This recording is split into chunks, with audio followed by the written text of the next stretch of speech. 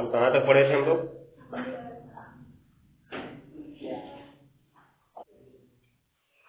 लवण के प्रकार में अब तीसरी हेडिंग लिखो।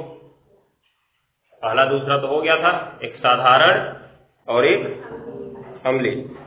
साधारण में हमने क्या देखा था, न तो H+ आयन देते हैं न ही OH- आयन देते हैं, बस एक सामान्य धनायन और एक सामान्य ऋणायन, एक ही एक देते हैं, ये भी ध्यान में रखना है, ठीक है ना।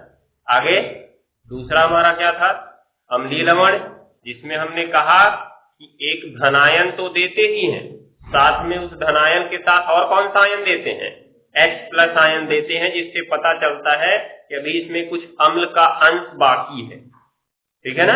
अम्ल का अंश बाकी है, इसका अर्थ उसे हम अम्लीय लवण कहेंगे। लवण तो बन चुका है वो, क्यों? क्योंकि मान लो जब हमारे पास H2SO4 था, इसका एक हाइड्रोजन निकाल के हमने उसकी जगह सोडियम जोड़ दिया, तो जब ये धनायन जुड़ गया तो लवण बन चुका है ये। लेकिन अभी इसमें देखोगे अम्ल का कुछ अंश बाकी है, दिखाई दे रहा है, इसलिए इसका नाम अम्लीय लवण अर्थात एसिडिक सॉल्ट होता है। आ जाओ, एसिडिक सॉल्ट, ठीक है ना, ये ध्यान में रखना। उसको मत ले आओ, गिर जाएगा वो। ये वाला पकड़ लो, उसको बैग पीछे ही रहने दो, उसको उठा ले आओ, किनारे करो दीवार के रहने, गिरेगा क्यों, गिरा तो चलो देखते हैं। ये अम्लीय लवण था, मतलब अम्ल का एक हाइड्रोजन हटने के बाद लवण तो बन गया, लेकिन अभी उस अम्ल का हाइड्रोजन बचा हुआ था जो निकल सकता था बाहर, इसीलिए हमने इसको क्या कहा, अम्लीय लवण। अब दूसरी ये तीसरी हेडिंग लिखो, क्षारीय लवण। क्षारीय लवण, क्षारीय लवण हो गया। अब जैसे देख सकते हो तुम, ये है MgOH2, इसे हम बोलते हैं मैग्नीशियम हाइड्रोक्साइड, जो कि एक क्षार है। क्या है? क्षार। हम इसका एक OH हटा देते हैं तो Mg बचेगा और OH बचेगा, बचेगा ना। लेकिन अगर ध्यान से समझो तो Mg बनाता है +2 और ये बनाता है क्या, -1। क्या बैलेंस है संयोजक साधन? नहीं। आवेश बैलेंस है? नहीं। आवेश बराबर होना चाहिए ना, जितना प्लस उतना ही माइनस। तो उसको करने के लिए हमको कोई एक और ऋणावेश लाना पड़ेगा, कोई एक ऋणावेश लाना होगा ना। अगर पता चला हम OH को ही फिर ले आ दें, तब तो क्षार ही रह गया, कोई मतलब नहीं निकला। हमको H और OH को छोड़कर कोई तीसरा लाना है, तभी तो लवण बनेगा। अर्थात इस OH को हटा के कोई ऐसा ऋणायन ले आओ जिसके ऊपर एक माइनस आता हो। Cl ला सकते हैं यहाँ पे, दिखाई दे रहा है। तो ये हमारा सूत्र बन गया MgOH और Cl, ठीक है ना। अब जब ये अपने आयन में टूटेगा तो ऋणायन के रूप में क्या क्या देगा, एक तो Mg2+ दिया, ये धनायन के रूप में दिया, ऋणायन के रूप में एक OH- देगा और साथ में क्या देगा, Cl- देगा। तो इसने एक सामान्य ऋणायन दिया। सामान्य ऋणायन का मतलब न तो H+ है न तो OH- है, तो एक सामान्य ऋणायन दिया इसने, और उसके साथ साथ कौन सा ऋणायन दिया, OH- आयन दिया, जिससे पता चलता है कि अभी इसमें क्षार का कुछ गुण बाकी है, क्योंकि OH- के कारण कौन सा गुण आता है, क्षार का गुण आता है, और इस Cl- के कारण लवण का गुण आएगा, आएगा ना। तो ये कौन सा लवण हो गया, क्षारीय लवण हो गया, ठीक है। तो इसमें लिखेंगे, उसमें हमने देखा कि विस्थापनीय H बचा हुआ था, इसलिए अम्लीय गुण था। इसमें क्या कहेंगे, विस्थापनीय OH- बचा हुआ रहेगा। तो क्षारीय लवण की परिभाषा लिखो।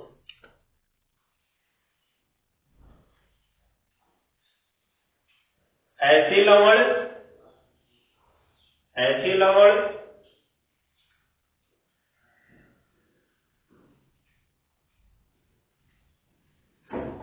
हो गया जिनमें विस्थापनीय OH-, जिनमें विस्थापनीय OH-, जिनमें विस्थापनीय OH-,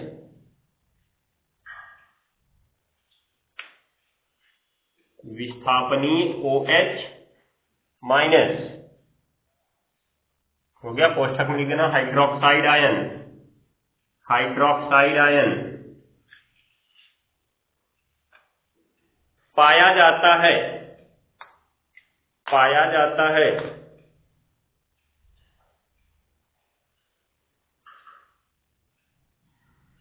पाया जाता है हो गया, क्या कहलाता है?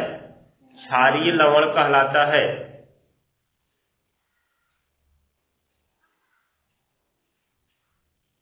क्षारीय लवण कहलाता है। हो गया, नीचे लिखना पैराग्राफ चेंज करके। इनको जल में घोलने पर, इनको जल में घोलने पर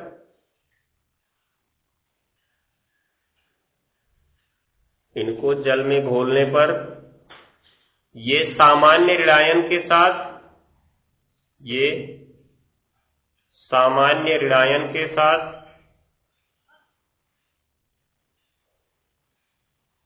इनको जल में घोलने पर ये सामान्य ऋणायन के साथ OH माइनस आयन भी देते हैं। OH माइनस आयन भी देते हैं।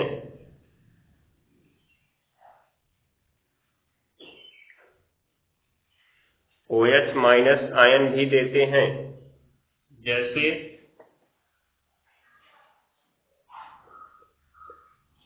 MgOHCl,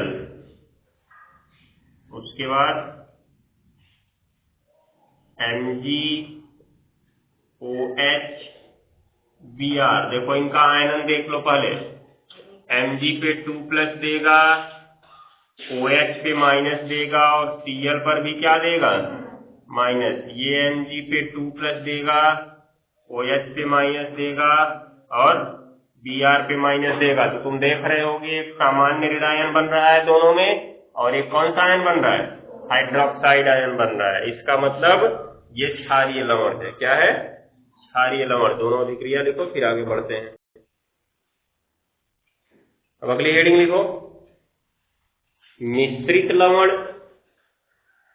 मिश्रित लवण, मिश्रित लवण हो गया। लिखो, ऐसे लवण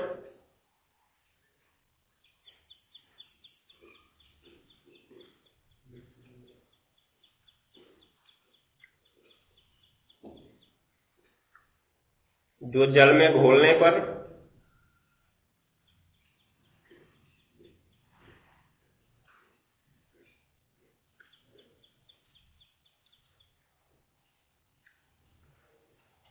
जल में घोलने पर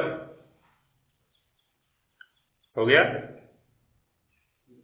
दो या दो से अधिक धनायन अथवा ऋणायन, दो या दो से अधिक धनायन अथवा ऋणायन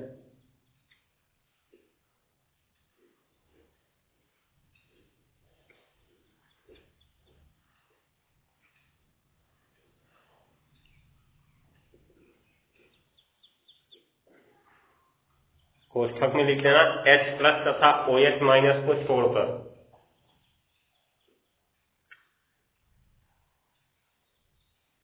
क्योंकि H+ और OH- है तो अम्लीय और क्षारीय लवण हो जाएंगे ना। वो H+ है तो अम्लीय लवण हो जाएगा, OH- है तो क्षारीय लवण हो जाएगा।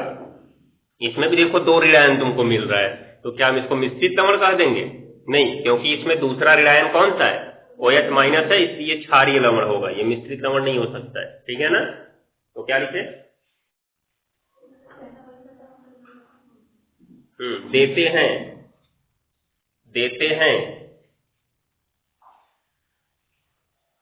देते हैं। हो गया, मिश्रित लवण कहलाते हैं।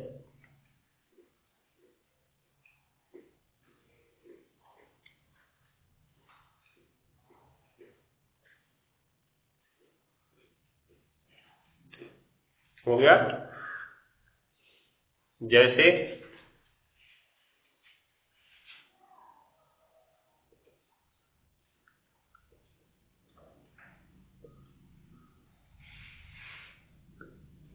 विरंजक चूर्ण, क्या होगा जब ये टूटेगा?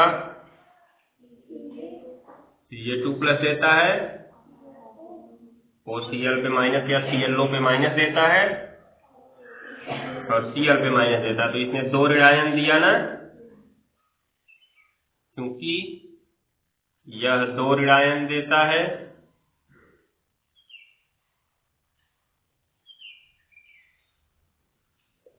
इसलिए यह कैसा लवण है? मिश्रित लवण है। लिख लो इसको।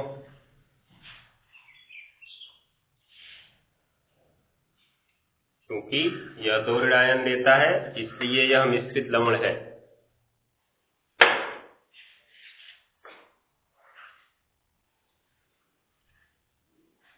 लास्ट नंबर एक और प्रकार लिखवाए थे क्या?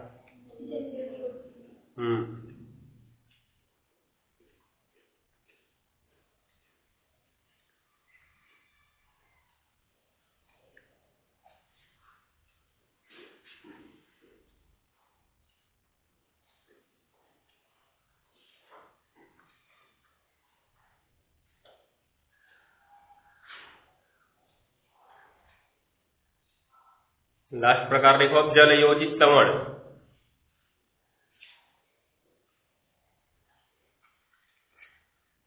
जल योजित लवण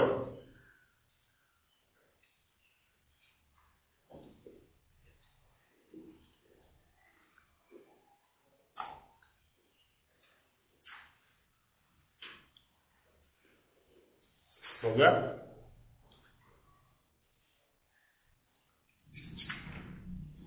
तो लिखो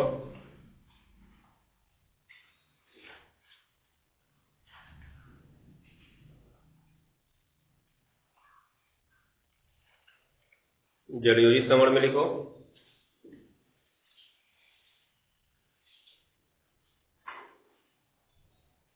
ऐसे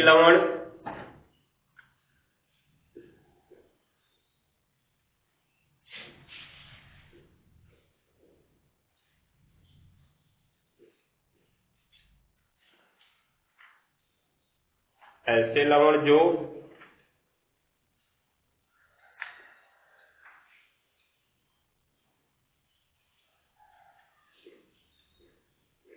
हो गया देखने पर शुष्क दिखाई देते हैं, देखने पर शुष्क दिखाई देते हैं, परंतु वास्तव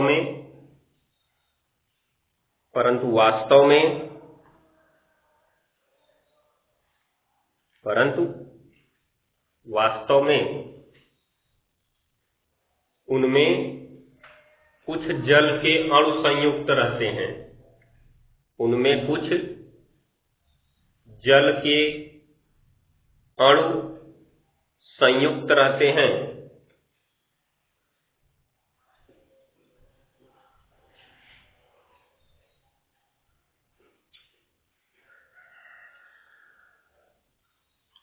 हो गया,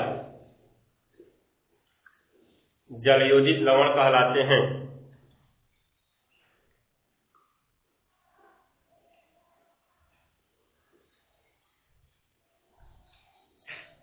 जल योजित लवण कहलाते हैं। हो गया ना? जैसे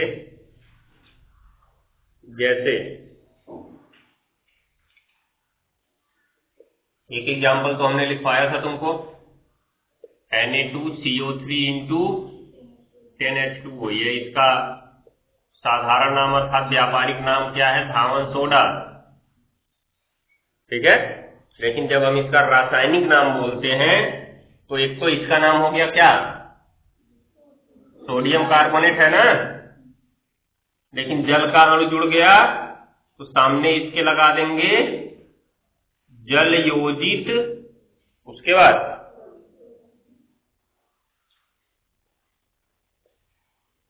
सोडियम कार्बोनेट। हो गया ना? ये ध्यान में रखना है। तो जिसमें भी जल का अणु जुड़ा दिख रहा है उसके सामने जल योजित लगा दो, उसके बाद उसका नाम लिख दो, हो जाएगा।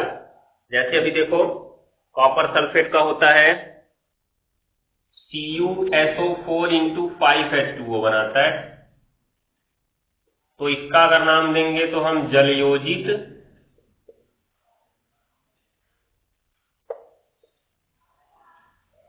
कॉपर सल्फेट या हाइड्रेटेड कॉपर सल्फेट कह सकते हैं, हाइड्रेटेड या क्रिस्टलिक कॉपर सल्फेट भी कह सकते हैं, क्योंकि इसमें जो जल का अणु जुड़ा है इसको हम क्रिस्टलन जल कहते हैं। क्या कहते हैं? क्रिस्टलन जल। तो इसके 3 नाम हो सकते हैं, जल योजित लगा दो, चाहे क्रिस्टलिक लगा दो। क्रिस्टलिक उससे भी पता चलेगा कि उसमें जल के अणु जुड़े हुए हैं, ठीक है। उसके बाद अब उसकी आणविक स्तर पर वितरित होते हैं, वो जिस अवस्था में होगा उसी अवस्था में वो जुड़ेंगे उसके साथ। ठोस रूप में तो ठोस अवस्था में रहेगा, द्रव रूप में द्रव अवस्था में रहेगा। आगे इसका नाम हम ये हाइड्रेटेड भी लिख सकते हैं, हाइड्रेट माने भी जलीय होता है, ठीक है ना। तो 3 नाम इसका लिख सकते हो। 2 एग्जांपल उतार लो। जैसे में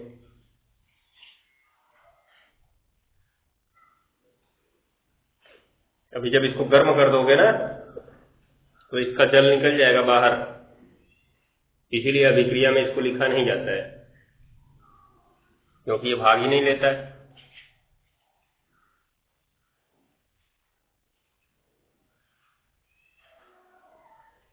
नीचे एक इंडिकेट पॉइंट लिखो, इंडिकेट पॉइंट। इन लवणों को गर्म करने पर, इन लवणों को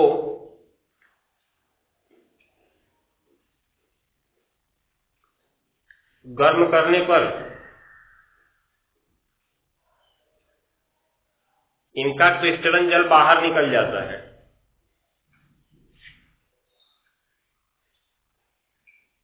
इनका क्रिस्टलन जल, एक मिनट, ठीक है लिख लो, क्रिस्टलन जल बाहर निकल जाता है और लवण शुष्क हो जाता है, और लवण शुष्क हो जाता है। हो गया ना।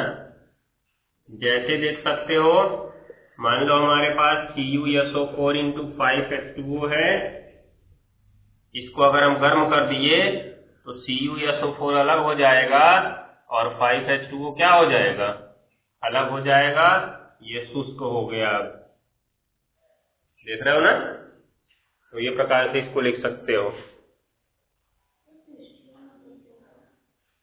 यही जो जल जुड़ा है इसी को क्रिस्टलन जल कहते हैं। अभी लिखवाना उसको भूल गए, नीचे इंडिकेट करके लिख पा रहे हैं। अब नीचे एक इंडिकेट पॉइंट लिखो, इंडिकेट पॉइंट।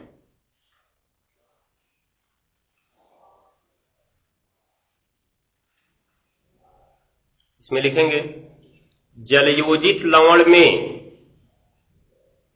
जलयोजित लवण में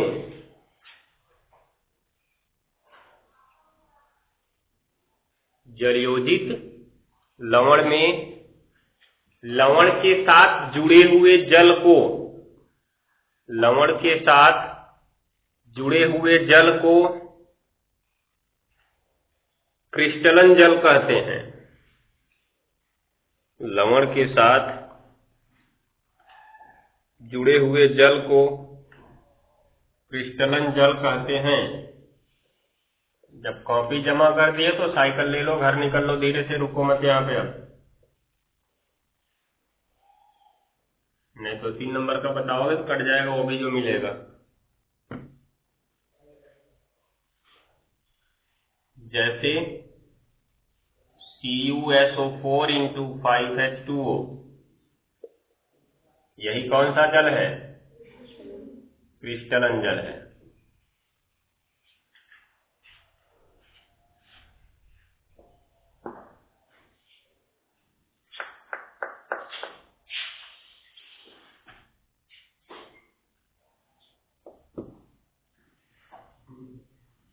अब हेडिंग लिखो, सूचक,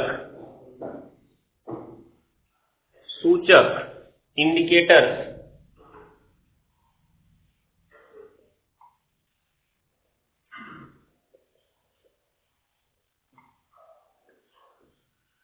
सूचक इंडिकेटर्स,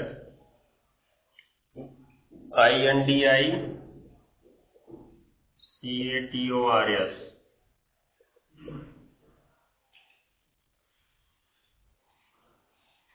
घर में भी इंडिकेटर लगा होता है, उसका अर्थ भी सूचक ही होता है। वो किसका सूचक होता है? वो विद्युत का सूचक होता है कि बिजली आ गई है। नहीं तो पता चला कि इंडिकेटर नहीं जल रहा है, आप पकड़ लो, तब पकड़ पकड़ के पता करना पड़ेगा बिजली आई है नहीं आई है। ठीक है, ये सूचक होते हैं जो हमें किसी चीज के बारे में जानकारी प्रदान करते हैं। तो अब ये सूचक ये नहीं है कि केवल तुम्हारा अम्ल क्षार लवण के लिए ही सूचक होता है, किसी भी चीज के लिए सूचक का प्रयोग होता है। सड़क पे चलते हो वहां भी सूचक लगे होते हैं, red light, green light, yellow light लगा होता है क्या?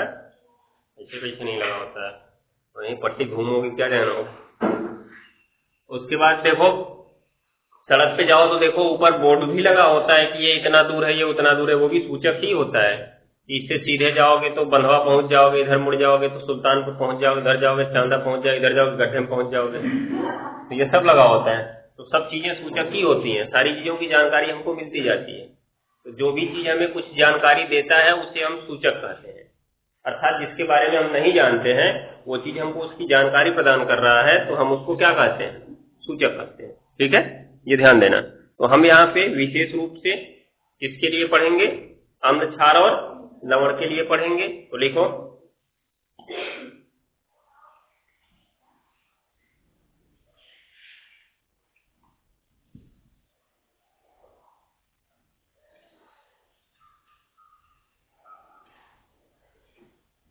सूचक में लिखो ऐसे पदार्थ, ऐसे पदार्थ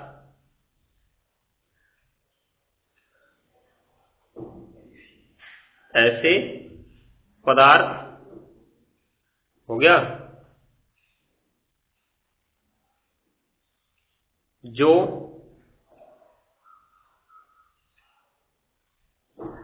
जो किसी पदार्थ की उपस्थिति को सूचित करते हैं, जो किसी पदार्थ की उपस्थिति को सूचित करते हैं, सूचक कहलाते हैं। सूचक कहलाते हैं।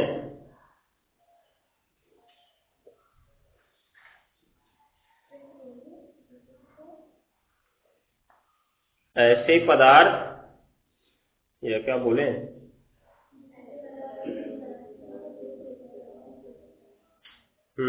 सूचक कहलाते हैं। हो गया ना?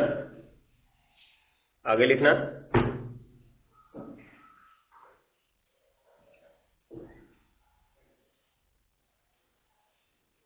जैसे, लिखो पैराग्राफ चेंज करके, जैसे अम्ल क्षार सूचक वे पदार्थ हैं, अम्ल क्षार सूचक वे पदार्थ हैं, अम्ल क्षार सूचक वे पदार्थ हैं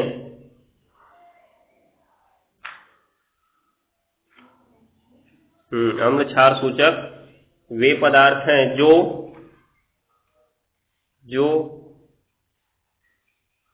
किसी विलयन की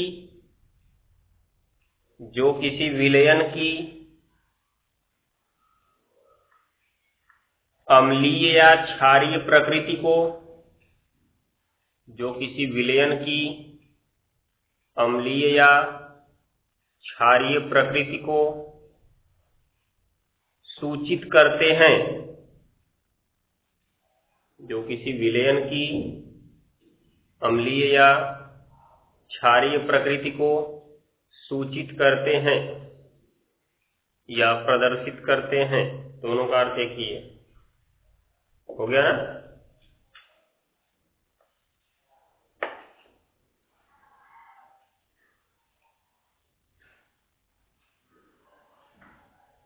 हो गया?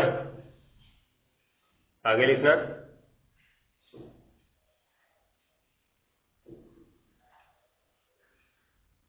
अम्ल क्षार सूचक, अम्ल क्षार सूचक, पैराग्राफ चेंज करके नीचे, अम्ल क्षार सूचक, हो गया? अम्ल क्षार सूचक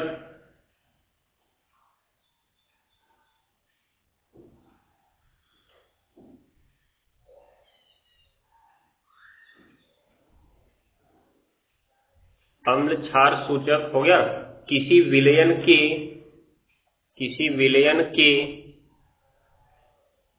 अम्लीय या क्षारीय होने की सूचना, किसी विलयन के अम्लीय या क्षारीय होने की सूचना अपने रंग को परिवर्तित करके देते हैं, अपने रंग को परिवर्तित करके देते हैं।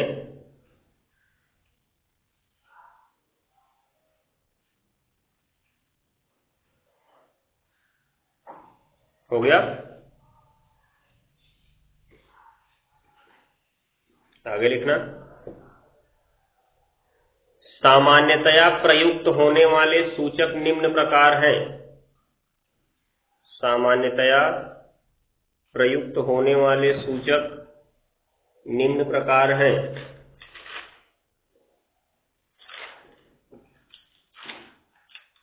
सामान्यतया प्रयुक्त होने वाले सूचक निम्न प्रकार हैं।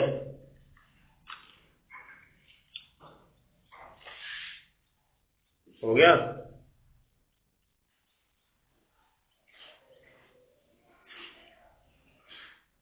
इसमें लिखो, पहला number litmus paper, litmus paper, ये नाम लिखना है, लिटमस पेपर, फिनाफ्थलीन तथा मिथाइल ऑरेंज, फिनाफ्थलीन, ये लिखना है।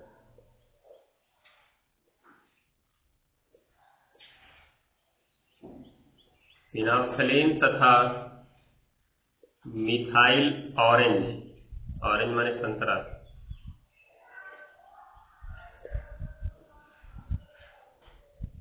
हो गया?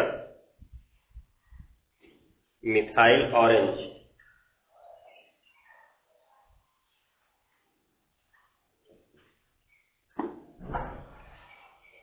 हो गया?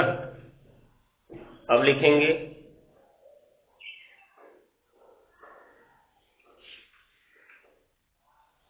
सामान्यतया सूचक निम्न प्रकार के होते हैं।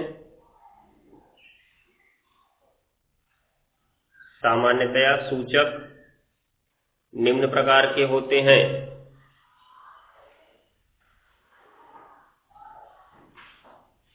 सामान्यतया सूचक निम्न प्रकार के होते हैं।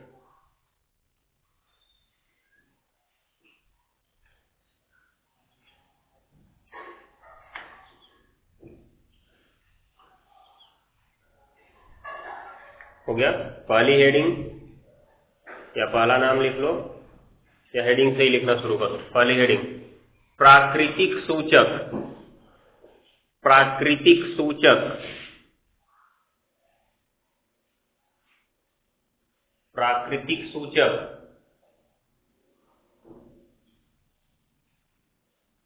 हो गया? प्राकृतिक सूचक क्या है, लिखो, ऐसे सूचक जो प्रकृति में पाए जाते हैं, ऐसे सूचक जो प्रकृति में पाए जाते हैं।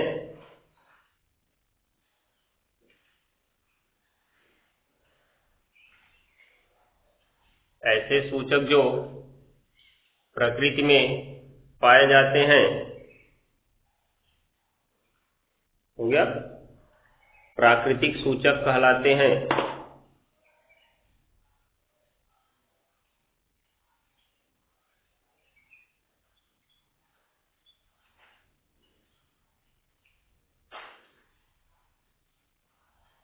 हो गया ना?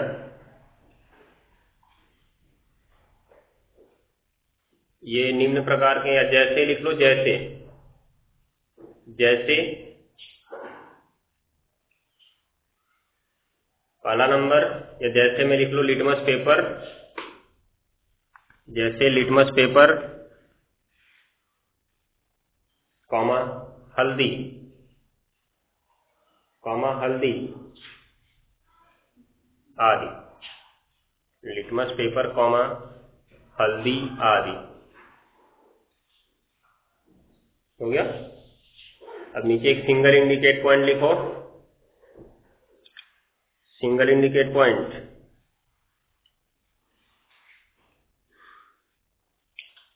लिटमस पेपर, लिटमस पेपर को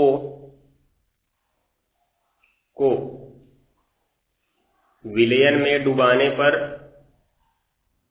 विलयन में डुबाने पर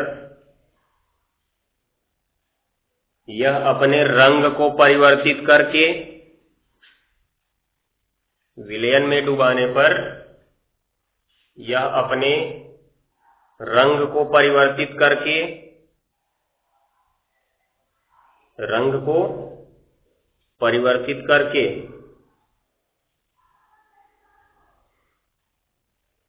हो गया, रंग को परिवर्तित करके अम्ल या क्षार होने की सूचना प्रदान करते हैं, अम्ल या क्षार होने की सूचना प्रदान करते हैं। कहने का मतलब, अगर कोई विलयन दे दिया गया और एक लिटमस पेपर दे दिया गया और उससे हमको पता करना है कि ये विलयन अम्ल है कि क्षार है। लिटमस पेपर एक कागज की तरह होता है।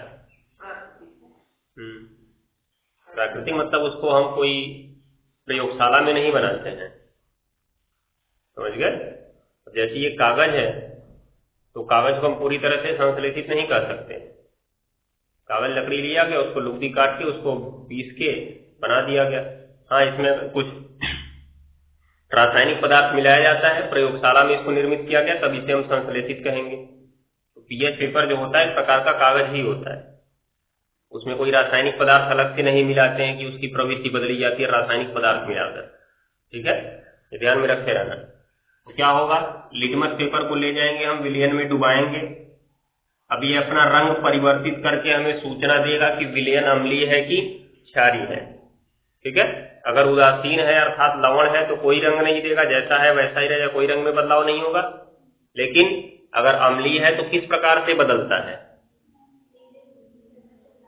नीले से लाल में बदल जाता है। तो जैसे में लिख लो इसमें, जैसे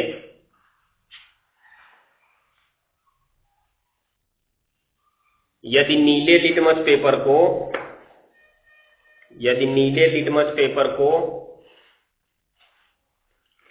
यदि नीले लिटमस पेपर को, हो गया, विलयन में डुबाने पर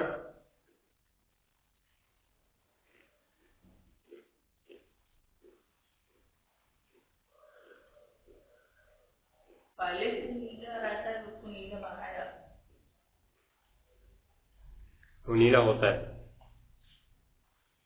क्या लिखे, नीले लिटमस पेपर को विलयन में डुबाने पर यदि वह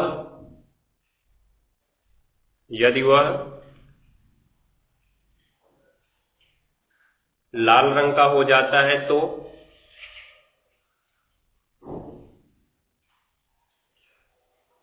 यदि वह लाल रंग का हो जाता है तो विलयन अम्लीय होगा। विलयन अम्लीय होगा। कहने का मतलब यहाँ पे ये जो लिटमस पेपर लिया हमने नीला था, जब इसको विलयन में डाल दिए तो लिटमस पेपर किस रंग का हो गया? लाल रंग का हो गया। इससे अर्थ निकल गया कि विलयन कैसा है? अम्लीय है। हो गया ना? तो जबकि लिखो आगे, जबकि यदि लाल लिटमस पेपर को विलयन में डुबाने पर, जबकि यदि लाल लिटमस पेपर को विलयन में डुबाने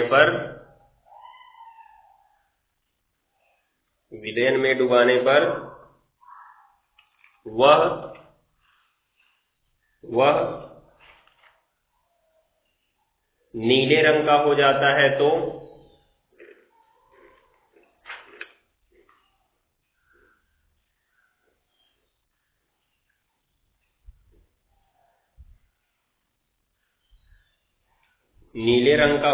है तो विलयन क्षारीय होगा।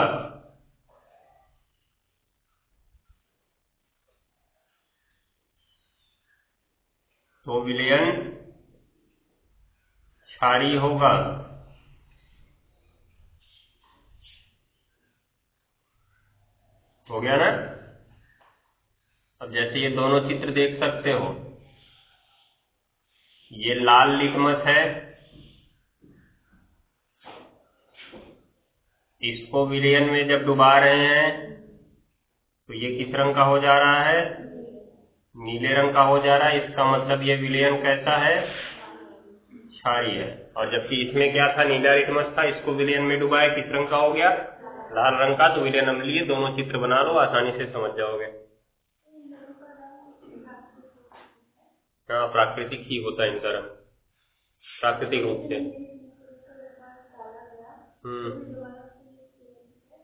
हाँ, यूज कर सकते हैं। नीले को अगर एक बार लाल बना लिए तो लाल को फिर से इसमें डाल दो, फिर नीला हो जाएगा वो।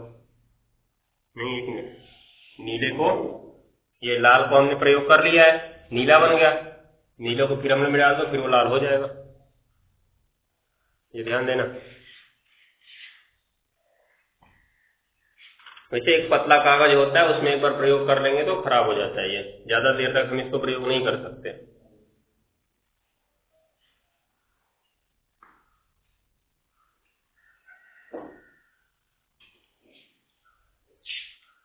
अब अगला इंडिकेट पॉइंट लिखो। अगला इंडिकेट पॉइंट, इसी प्रकार हल्दी को, अगला इंडिकेट पॉइंट लिखना, इसी प्रकार हल्दी को अम्लीय विलयन में डुबाने पर, हल्दी को अम्लीय विलयन में डुबाने पर, हल्दी को अम्लीय विलयन में डुबाने पर, हो गया, इसका रंग नहीं बदलता है, इसका रंग नहीं बदलता है,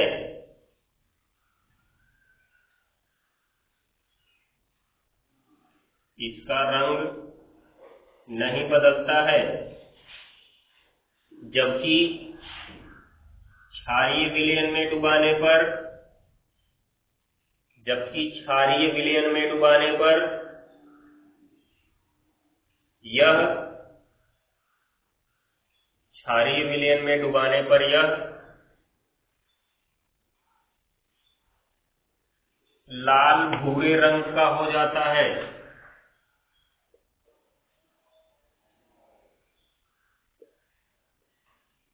लाल भूरे रंग का हो जाता है।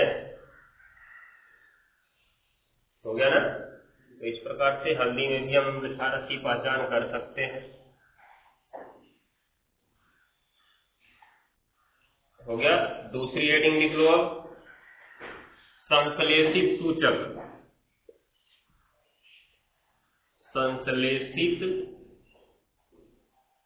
सूचक। अब संश्लेषित सूचक का अर्थ यह है कि वो प्राकृतिक रूप में सूचक का कार्य नहीं कर रहा था, लेकिन जब कुछ पदार्थों को मिलाकर बना लिया गया तो वो सूचक की तरह कार्य करने लगा। ध्यान में रखे रहना, ये दोनों जो थे लिटमस पेपर और हल्दी, ये प्रकृति में ही पाए जाते हैं, इनको बस केवल थोड़ा सा शोधित कर लिया जाता है। शोधित करने का मतलब साफ कर लिया जाता है, उसके बाद ये अपनी प्रकृति दिखाना शुरू कर देते हैं। लेकिन संश्लेषित सूचक जो होते हैं, इनमें दो ऐसे पदार्थ लिए जाते हैं जो पहले सूचक का कार्य नहीं कर रहे, समझ गए? उन दोनों को मिलाकर एक नया पदार्थ बनाया गया जो सूचक का कार्य कर रहा था। तो नया पदार्थ हमने बनाया ना पूरी तरह से उसको, ऐसा कोई पदार्थ प्रकृति में पाया नहीं जा रहा था। हल्दी प्रकृति में ही तो पाई जाती है, लिटमस पेपर जो कागज होता है वो भी प्रकृति में ही पाया जाता है, बस उसको लाके शोधित कर लेते हैं हम लोग, बना लेते हैं, उसमें कोई रासायनिक परिवर्तन नहीं करते हैं। फिर रासायनिक परिवर्तन करके उसको बनाया जाता है लिटमस पेपर। रासायनिक परिवर्तन करके हम लोग खुद बनाते तब तो वो संश्लेषित हो जाता है, लेकिन उसकी प्राकृतिक प्रवृत्ति होती है अम्लीय और क्षारीय विलयन में अपना रंग बदलने की, इसलिए उसको प्राकृतिक सूचक कहा गया। हल्दी भी हम लोग जो प्रयोग करते हैं, क्या जमीन से निकलती बस उसको प्रयोग कर लेते हैं? नहीं, उसको साफ किया जाता है, पीसा जाता है, तब तो उसको प्रयोग करते हैं शोधन करने के बाद। तो प्राकृतिक रूप से ही उसका जो गुण है वो पाया जाएगा, लेकिन हमने उसको साफ कर लिया तो उसको हम संश्लेषित नहीं कर सकते, उसे हम प्राकृतिक है कहेंगे। लेकिन इसका जो उदाहरण है जैसे मिथाइल ऑरेंज और फिनाफ्थलीन, तो मिथाइल ऑरेंज और फिनाफ्थलीन जिस पदार्थ से बना होगा वो पदार्थ सूचक का कार्य नहीं कर रहे थे, उनसे मिलकर ये जो फिनाफ्थलीन बना ये सूचक का कार्य करता है।